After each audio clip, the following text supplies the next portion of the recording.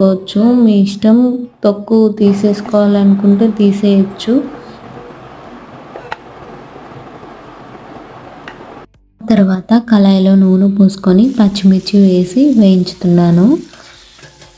వేయించేటప్పుడు మూత పెట్టుకోవాలి, లేకపోతే అవి మొత్తం పేలుతాయి అన్నమాట.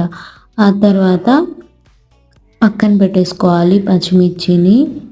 అవి చల్లగా అయ్యేంత వరకు పక్కన పెట్టుకోవాలి. ఆ తర్వాత అదే కళాయిలో ఇప్పుడు మన బీరకాయని వేసేసుకోవాలి. తర్వాత కొంచెం సాల్ట్ వేసేసి, సాల్ట్ ఎందుకంటే అవి తొందరగా కుక్ అవ్వడానికి సాల్ట్ వేసేసుకొని మూత పెట్టేసుకోవాలి. ఒక 5 మినిట్స్ తర్వాత బీరకాయలు అయితే ఇలా అవుతాయి అన్నమాట. ఆ బీరకాయల్లోకి కొత్తిమీర యాడ్ చేసుకోవాలి. 5 మినిట్స్ తర్వాత